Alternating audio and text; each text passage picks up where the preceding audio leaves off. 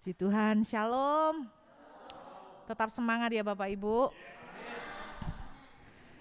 Nggak biasa khotbah pakai masker. Ya saya tahan dulu, kalau nggak tahan baru tak lepas.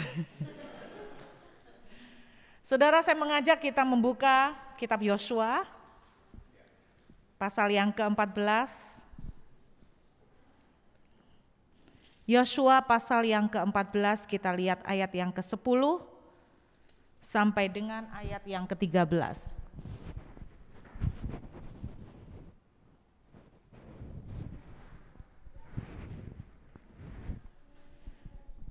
Yosua 14 ayat 10 sampai ayat 13. Jadi sekarang sesungguhnya Tuhan telah memelihara hidupku seperti yang dijanjikannya.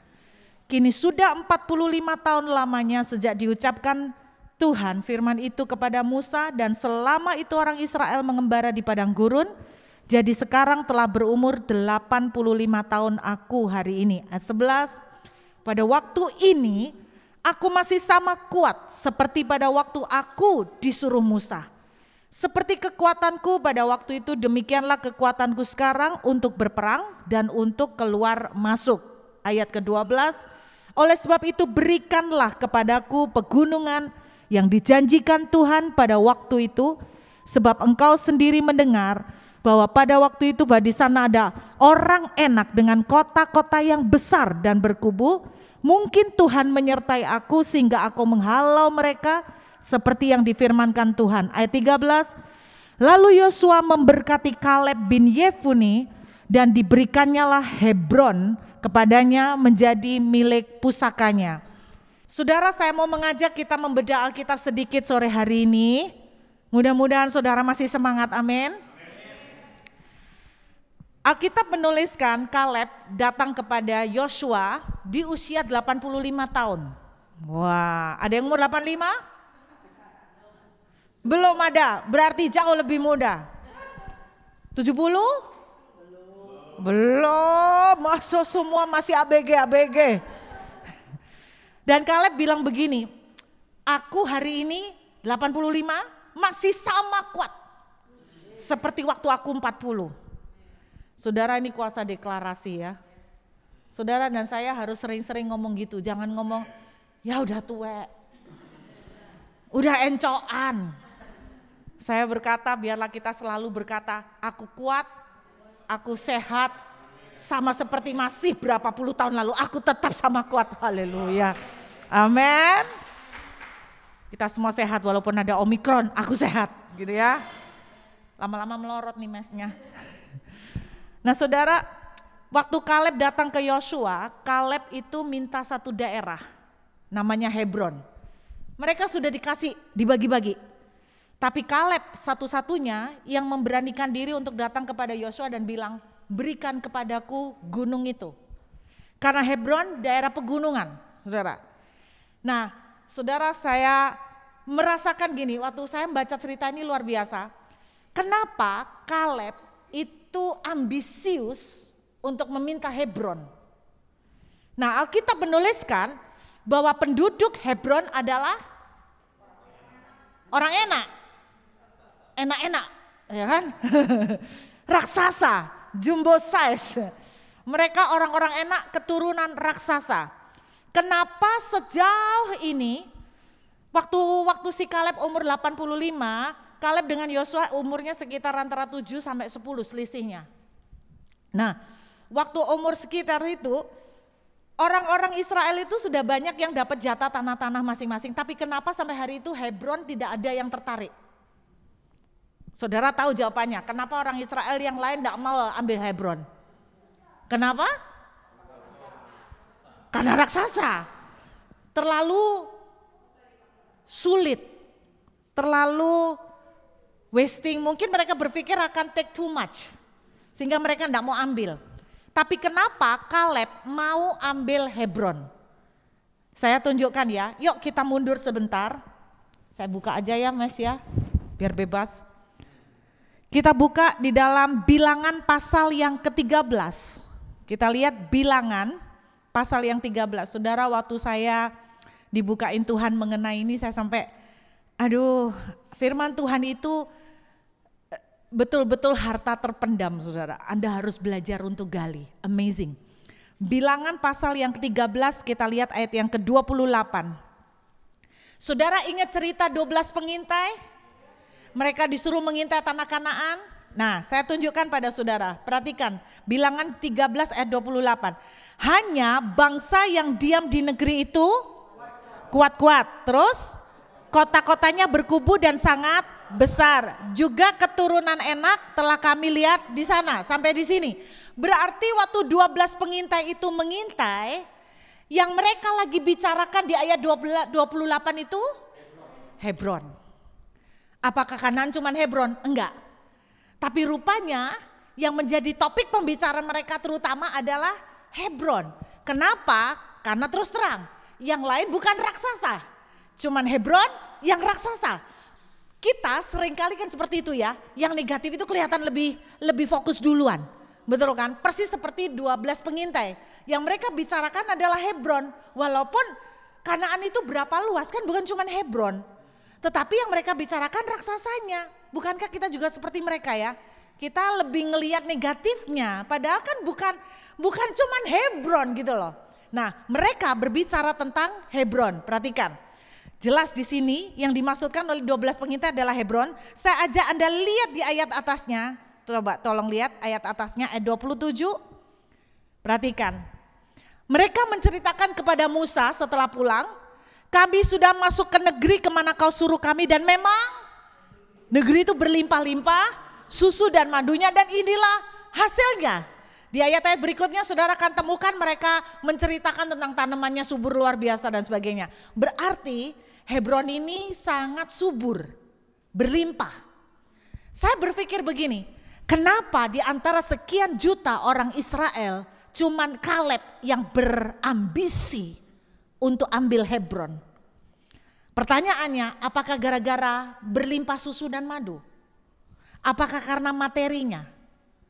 Saya mencari tahu ada sebuah rahasia ilahi yang tersembunyi di dalamnya. Kenapa Kaleb mengincar Hebron? Saya berdoa Anda mengincar seperti Kaleb. Anda ngerti rahasia ilahi yang jauh lebih berharga daripada materi.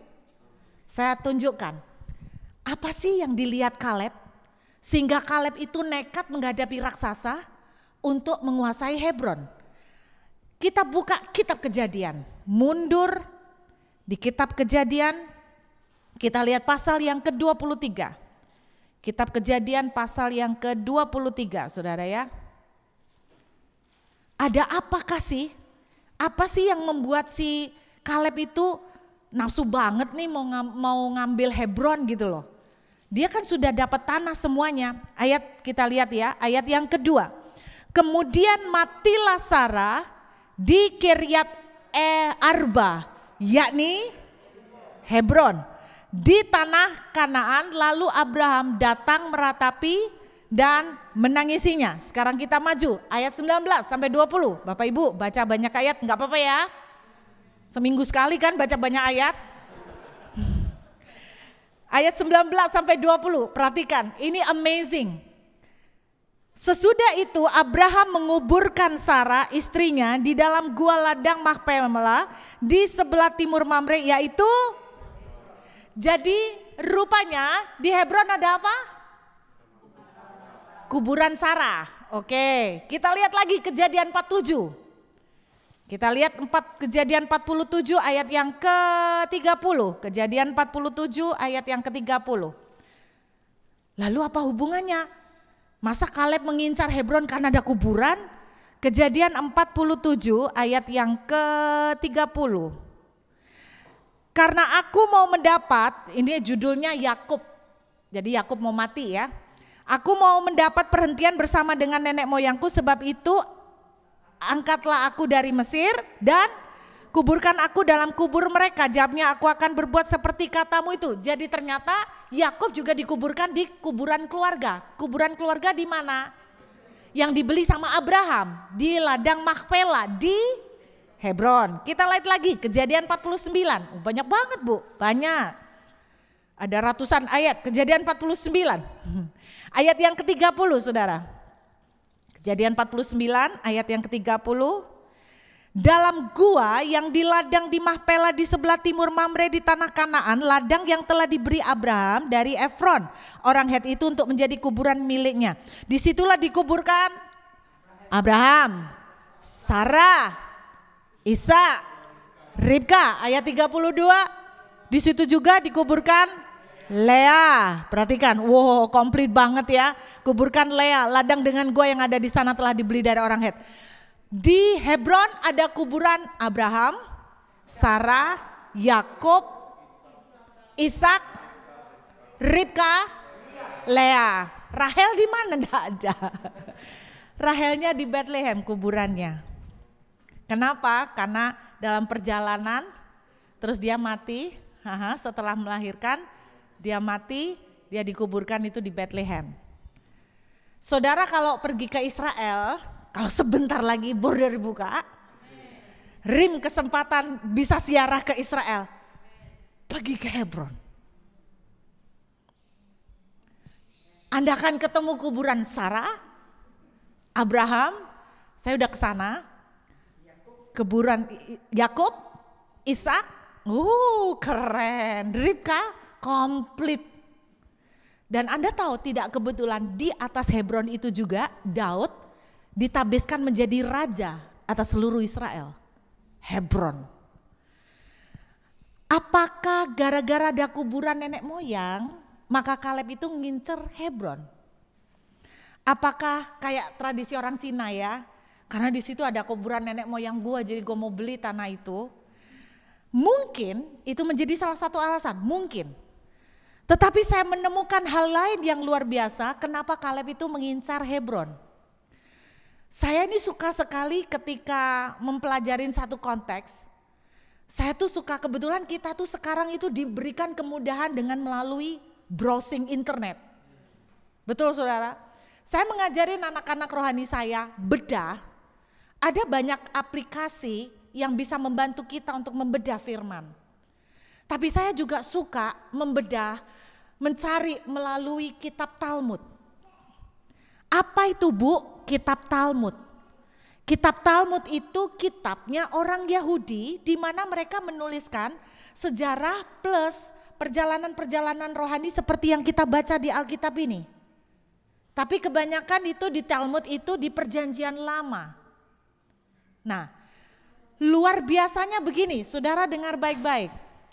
Anda ingat waktu Adam dan Hawa jatuh dalam dosa, lalu diusir keluar dari Taman Eden, lalu diapakan Taman Edennya saudara? Malaikat ditaruh, terus ditutup shield, disegel, no one can find it until now. Kalau Anda pelajarin lagi kitab Kejadian, waktu Adam dan Hawa keluar diusir dari Taman Eden, perhatikan, Adam dan Hawa tidak pernah keliling. Saya ulangin, Adam dan Hawa tidak pernah merantau. Enggak pernah. Berarti waktu dia diusir, mereka banyak tinggal di dekat-dekat situ. Bisa nangkep ya? Adam dan Hawa tidak pernah merantau. Perantauan pertama terjadi pada Kain. Ketika dia jatuh dalam dosa karena membunuh adiknya, kemudian dia lari, menjauh, betul ya? Itu Kain. Adam dan Hawa enggak pernah merantau. Berarti tinggalnya di dekat-dekat Taman Eden. Walaupun ditutup. Walaupun akhirnya dia tidak pernah tahu di mana gerbangnya karena disegel. Adam dan Hawa tidak pernah keluar kemana-mana. Yang saya tertarik ketika saya membedah kitab Talmud dan sejarahnya orang Yahudi, ternyata Bapak Ibu dengarkan baik-baik. Adam dan Hawa dikuburkan, mati, dikubur tidak jauh dari gerbang Taman Eden. Itu make sense. Karena mereka tidak pernah merantau.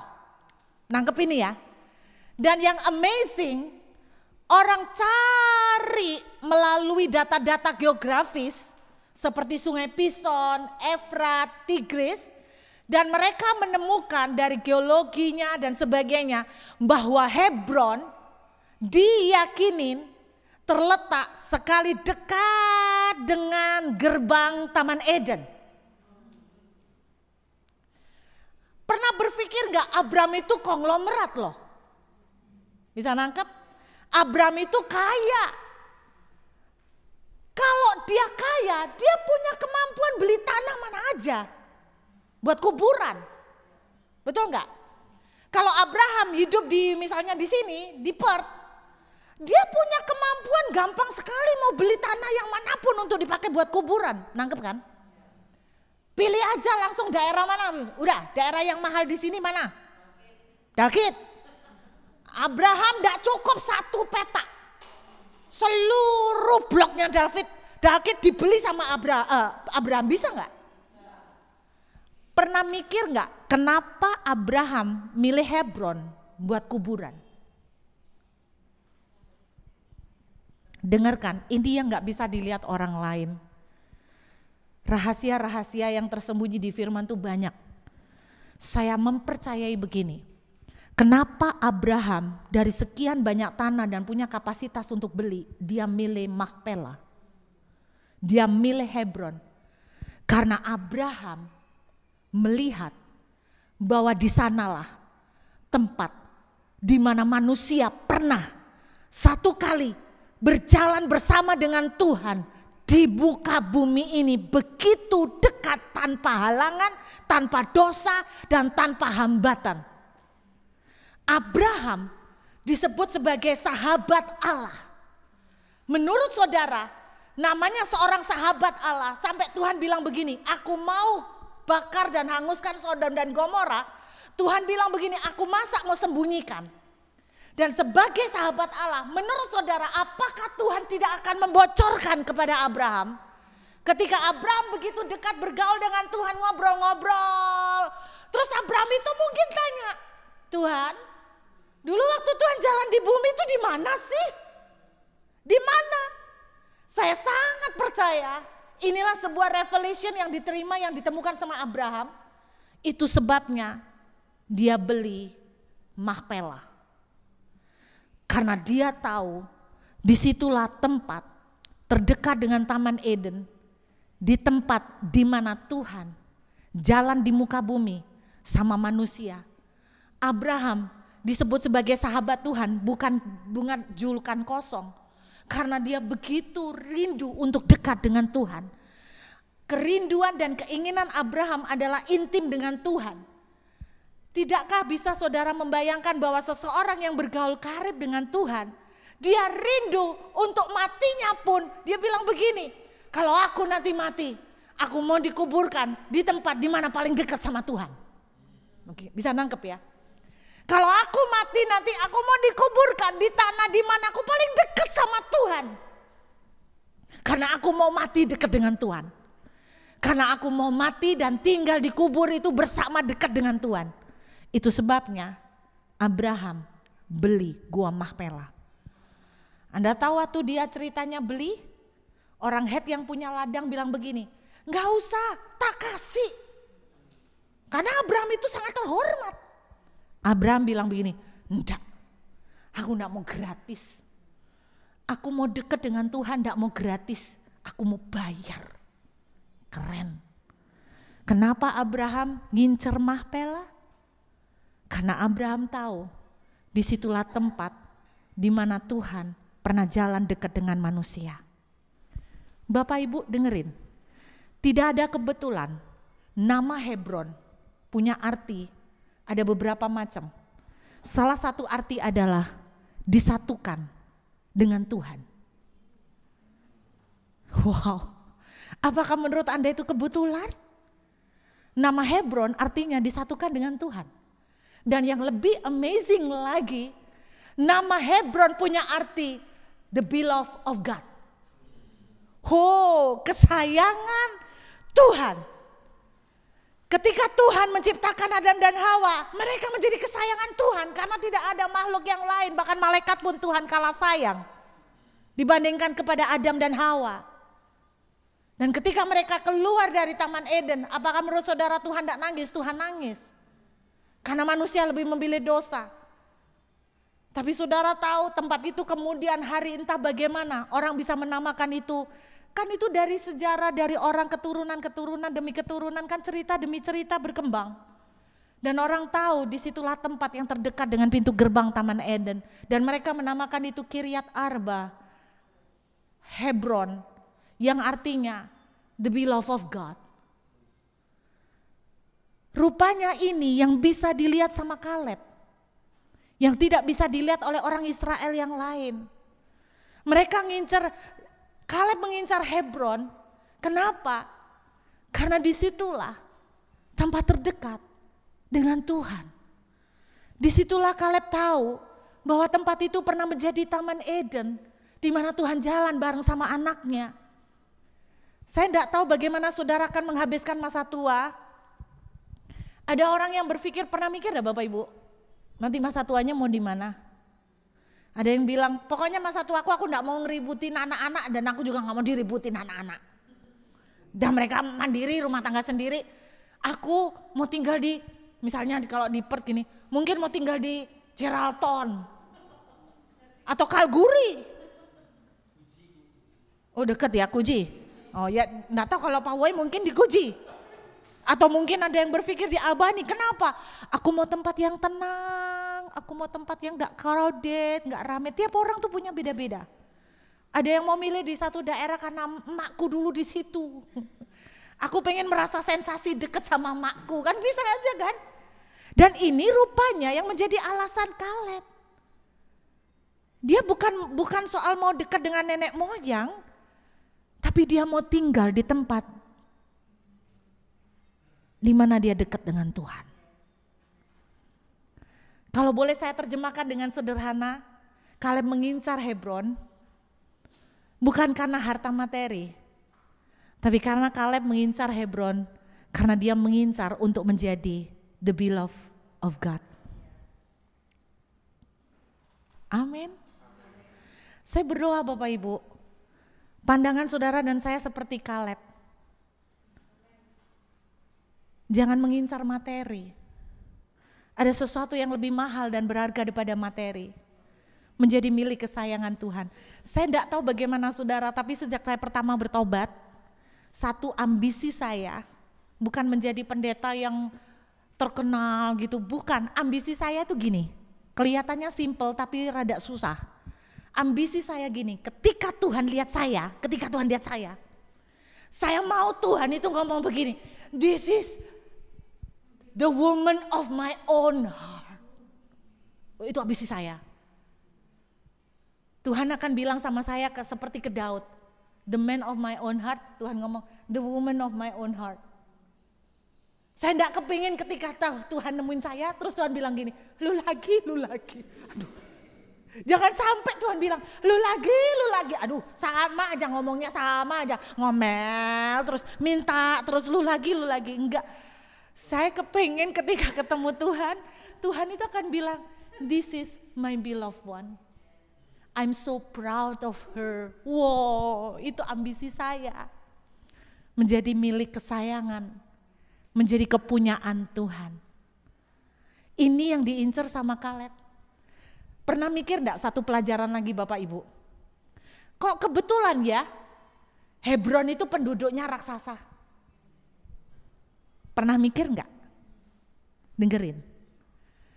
Kok kenapa ya di Hebron tuh yang di raksasa tuh kenapa ya juga kekurangan tempat? Apa enggak bisa tanah Kanaan yang lain kok di Hebron? Dengerin ya. Kita tahu raksasa itu gambaran setan. Setuju? Raksasa di Alkitab selalu bicara tentang keturunan raksasa adalah keturunan dari setan. Kalau Anda lihat kitab Kejadian bagaimana munculnya raksasa, mereka bersekutu dengan setan. Anak manusia dengan iblis, ya kan? Saudara dengerin, kenapa raksasa milihnya tinggal di Hebron? Listen, raksasa sudah tahu pewahyuan ini. Raksasa itu ngerti bahwa Hebron itu dekat Taman Eden. Semua tempat hadirat Allah, raksasa akan berusaha untuk taklukkan. Dengerin, semua tempat hadirat Allah, semua tempat untuk disatukan bersekutu dengan Allah akan berusaha dia kuasain. Satu kali seorang hamba Tuhan namanya Kathryn Kuhlman, dia bilang begini, kamu pergi pelayanan, mungkin setan akan berusaha cegah. Lewat hujan kek, kamu dibikin apa kek, gak jadi. Tapi yang nyegah kamu cuma 1-2 ekor. Setan, bukan orang, 1-2 ekor setan. Tapi kalau ada satu anak Tuhan berlutut untuk menyembah, maka seluruh kerajaan neraka akan dikerahkan untuk halangin kamu. Itu Kathryn Kuhlman. Anda tahu Kathryn Kuhlman itu sakti banget. Orang hadir di ibadahnya dia nggak usah tumpang tangan sembuh, mata ndak ada bola matanya muncul. Itu Kathryn Kuhlman. Saudara, saya benar-benar ngerasa luar biasa Kathryn Kuhlman. Itu yang dia bilang. Iblis kalau menghalangi kamu pelayanan 1-2 paling. Tapi kalau kamu berlutut untuk menyembah, seluruh kerajaan neraka akan dikerahkan untuk ngalangin.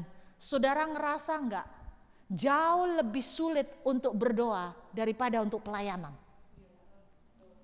Saya mau tanya, saudara pelayanan capek, Anda masih kuat.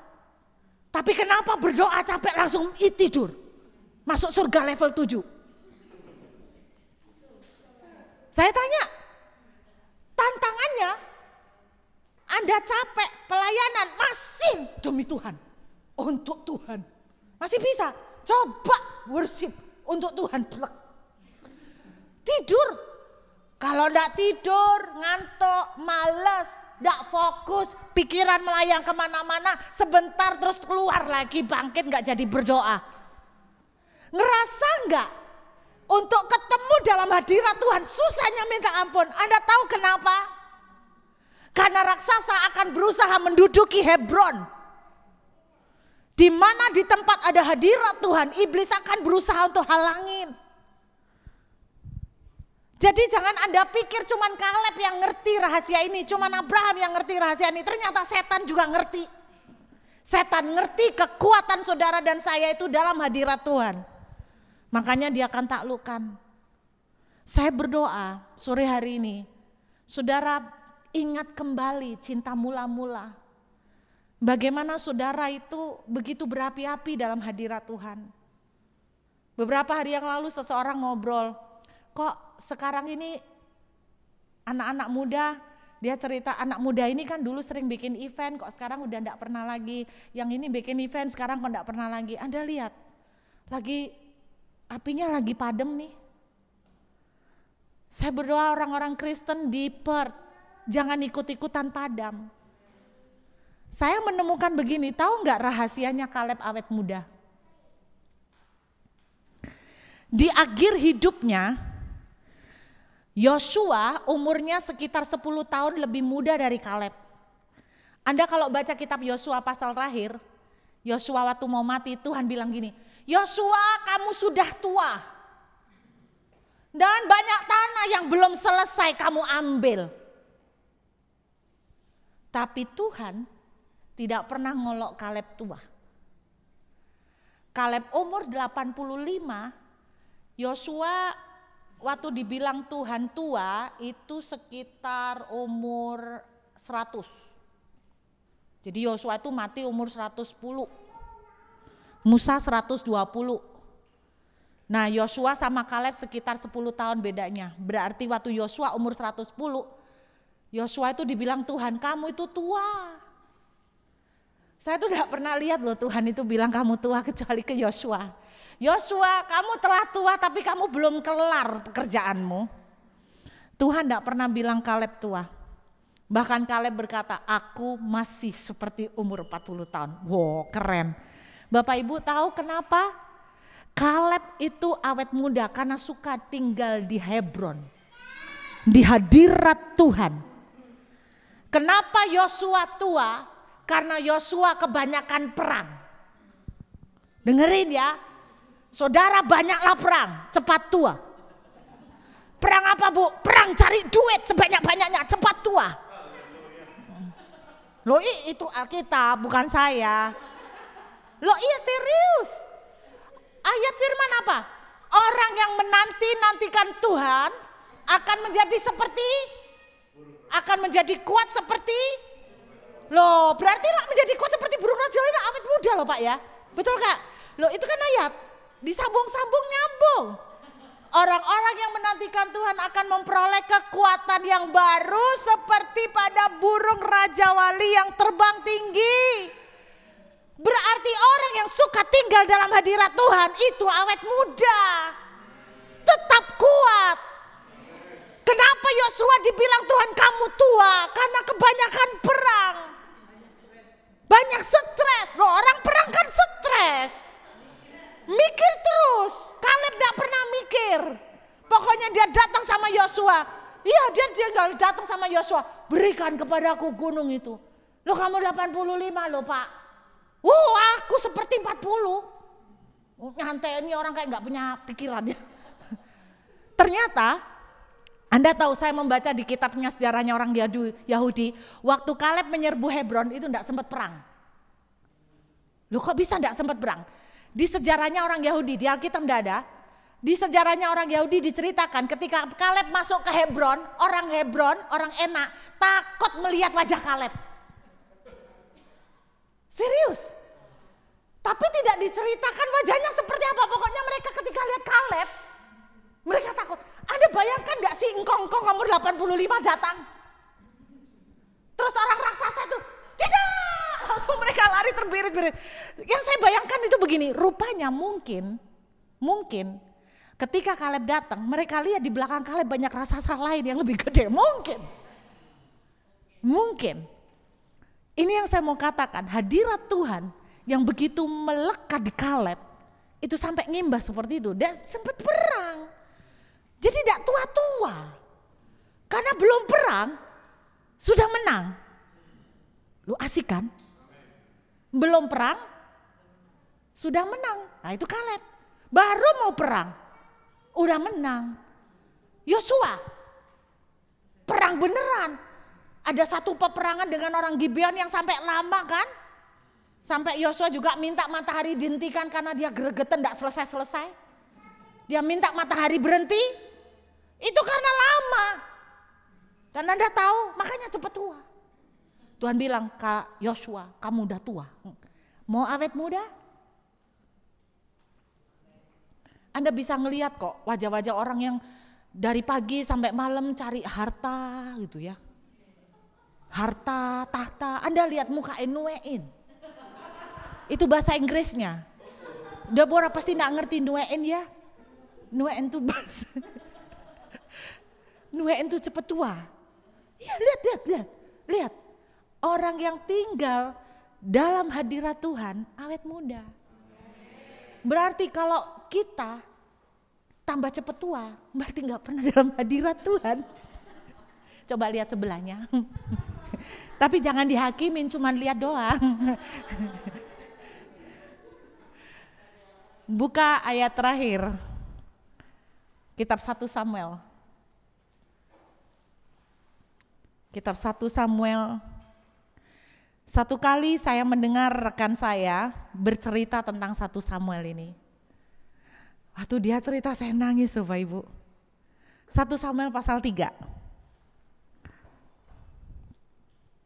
Ayat 1 sampai dengan ayat yang ke-3.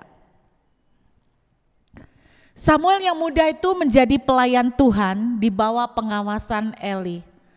Pada masa itu firman Tuhan jarang, penglihatan pun tidak sering. Pada suatu hari Eli yang matanya mulai kabur, imam sekaligus nabi, matanya kabur, gak pernah dapat pesentuhan. Tidak dapat melihat dengan baik, sedang berbaring di tempat tidurnya. Perhatikan ayat 3. Lampu rumah Allah belum lagi padam. Samuel telah tidur di dalam bait suci Tuhan, tempat tabut Allah. Saya mau cerita dulu. Hana itu mandul. Betapa susahnya bagi seorang wanita pada zaman itu mandul dianggap aib.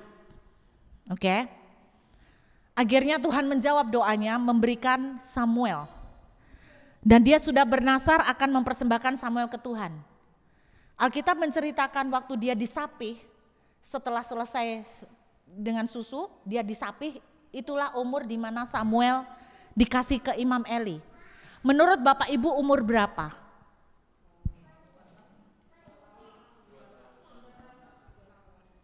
Ya, orang bilang sekitar 2 tahun. Karena itu rata-rata di modern. Lebih modern lagi 3 bulan. Karena mama enggak tahan kalau enggak shopping. Kalau pakai ASI repot. Ya benar ya. Belum lagi mama yang kerja. Jadi 1-2 bulan diminumin ASI, setelah itu lepas. Masa penyapihan percepatan. Ya kan? Anda gak bisa ngikutin ukuran hari ini. Anda kalau tahu zamannya emak-emak engkong, itu lebih zaman dulu lagi, itu bisa sampai 8 tahun, 9 tahun loh. Serius. Pernah dengar nggak cerita mungkin emak pernah cerita tentang emaknya atau gimana ngasih ASI itu sampai gede loh. Ini interpretasi saya bahwa Samuel diserahkan oleh Hana bukan 2 tahun, interpretasi saya. 2 tahun kalau kita mengikuti ukuran standar sekarang. Tapi kalau zaman emak-emak dulu itu bisa sampai 8 tahun, 9 tahun, paling lama ya. Udah deh ambil tengahnya 7 tahun lah pas, 6-7 tahun lah.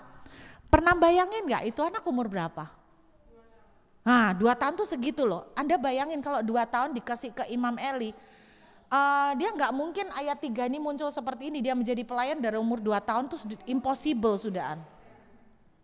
Jadi saya menebak ini sekitar umur 9 tahun dia mulai bisa mengerti tentang menjadi pelayan ya, udah mulai diajarin tentang kalau di Katolik kan ada apa namanya altar boy, altar boy itu ya.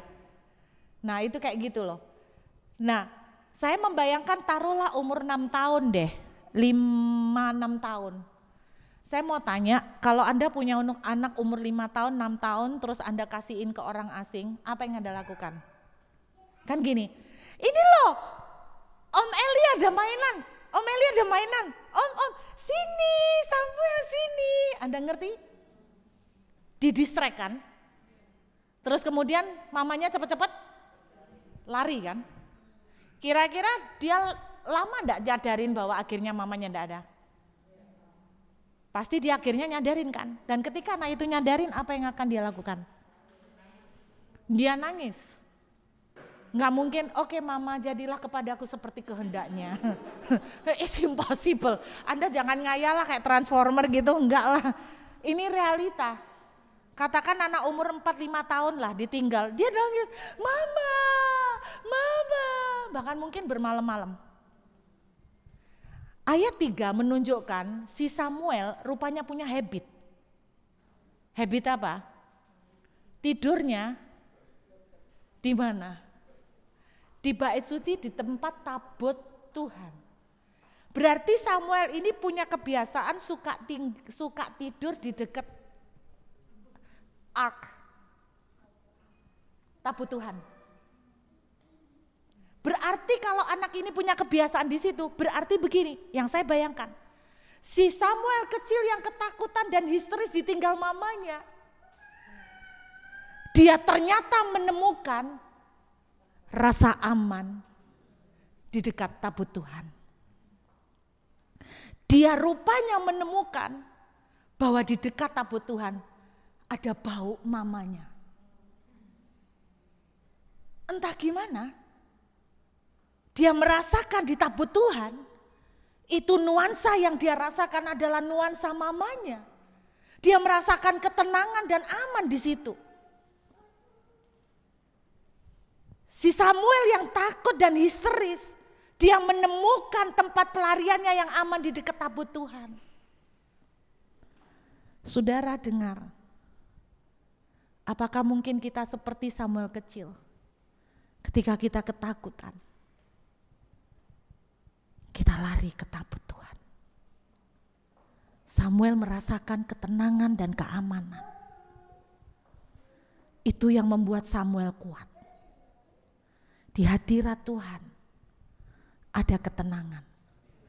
Di hadirat Tuhan ada keamanan. Apa yang mengancam saudara?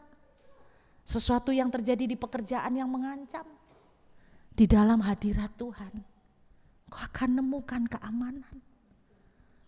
Bukan cuma itu, seperti Kaleb, di tempat hadirat Tuhan, disitulah sumber segalanya. Saya mengajak pemain musik boleh kembali.